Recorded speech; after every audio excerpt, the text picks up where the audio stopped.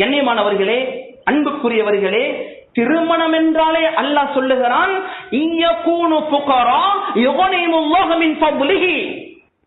அல்லாஹ் சொல்லுகிறான், திருமணம் என்பது உங்களை ஏழையாக்கவோ கஷ்டவாளியாக்கவோ நஷ்டவாளியாக்கவோ கடன்காரனாக்கவோ அல்ல. நீங்கள் வட்டிக்கும் லோனுக்கும் ஈடுக்கும் நீங்க போக வேண்டிய அவசியம் இல்லை. நீங்கள் ஏழைகளாக இருந்தால், நீங்கள் கஷ்டவாளிகளாக இருந்தால் அல்லாஹ் சொல்லுகிறான், நீங்கள் திருமணத்தின் மூலம் நபி சுன்னாவை ஹயாத்தாக்கின்ற, அல்லாஹ்வுடைய கட்டளை நிறைவேற்றுகின்ற, தன்னது கற்பை மானத்தை பாதுகாக்கின்ற நல்ல நிய்யத்தோடு திருமணம் முடிப்பீர்களாக இருந்தால், இயகூனு ஃபுகரா, நீங்கள் ஏழைகளாக இருந்தால் கஷ்டவாளிகளாக இருந்தால் பிரச்சனை இல்லை. யுகனிமுல்லாஹு மின் ஃபத்லிஹி, அல்லாஹ்வுடைய அருளினால், அல்லாஹ்வுடைய அருளினால் அல்லாஹ் அவர்களை செல்வந்தர்களாக அல்லாஹ் வாழ வைப்பான், சீமான்கள் அல்லாஹ் வாழ வைப்பான், சந்தேகம் இல்லை. கண்ணியமானவர்களே, அது அல்லாஹ்வுடைய வாதா, அல்லாஹ்வுடைய வாக்கு. நீங்கள் இஃபத்துக்காக, பேணுதலுக்காக, தன்னை பாதுகாத்துக் கொள்ள என்பதற்காக, ஹராத்தை விட்டும் தன்னையும் தனது பிள்ளைகளை பாதுகாத்துக் கொள்வதற்காக, நல்ல ஒரு சந்ததியை உருவாக்கும் என்பதற்காக, நாளை கியாமத்துடைய நாளிலே சிறந்த ஒரு சந்ததியோடு நான் சொர்க்கம் போனும் என்ற உயர்ந்த நியத்தில் ஒரு மனிதன் திருமணம் முடிப்பானாக இருந்தால் அல்லாஹ்வுடைய வாதா, அவர்களை நான் சீமானாக்குவேன், செல்வந்தனாக்குவேன், ஏழையாக்க மாட்டேன், அவர்களின் சகல தேவைகளையும் நான் பூர்த்தி செய்வேன். இது அல்லாஹ்வுடைய வாதா. அருமை ரசூலுல்லாஹ் சொன்னார்கள் ஸல்லல்லாஹு அலைஹி வஸல்லம், ஸலாஸத்துன் ஹக்குன் அலல்லாஹி அவுனுஹும், 3 பேருக்கு உதவி செய்வது அல்லாஹ் மீது பொறுப்பாம். அல்லாஹ் பொறுப்படுத்துகிறான் 3 பேருக்கு உதவி செய்கிறதை. முதலாவது அல் முஜாஹிது ஃபீ சபீலில்லாஹ், அல்லாஹ்வுடைய பாதையில் ஜிஹாது செய்பவர், அல்லாஹ்வுடைய பாதையில் ஜிஹாது செய்பவர், யுத்தம் செய்பவர்.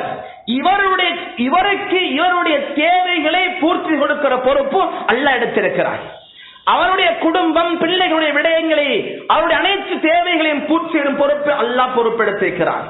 இரண்டாவது வல் முகாத்திபுல் லதி யுரீதுல் அதா, அதாவது உரிமை சீட்டு எழுதப்பட்ட அடிமை. அது இந்த காலத்தில் இல்லை, நபியுடைய காலத்தில் இருந்தார்கள் அடிமைகள்.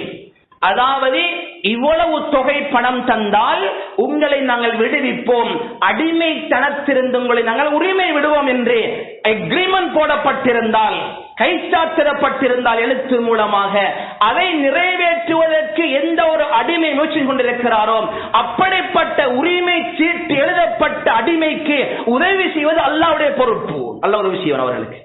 மூணாவது ரசூலுல்லாஹ் சொன்னார்கள், வன்னாகிபுல் லதி யுரீதுல் ஆஃபாஃப், இஃபத்தை, பேணுதலை நாடி, பேணுதலுக்கு எதிர்பார்த்து, நான் ஒரு அல்லாஹ்வுடைய பயமுள்ளவனாக, பரிசுத்த ஒரு மனிதனாக வாழ வேண்டும் என்ற மேலான நியத்தோடு, ஹராத்தை விட்டு என்னை பாதுகாத்துக் கொள்ள வேண்டும் என்ற நியத்தில் ஒரு மனிதன் நிக்காஹ் செய்வனாக இருந்தால், அந்த நிக்காஹ் செய்த அந்த மணமகனுக்கு உதவி செய்கின்ற பொறுப்பை அல்லாஹ் எடுத்திருக்கிறார். நபியுடைய ஹதீஸ்.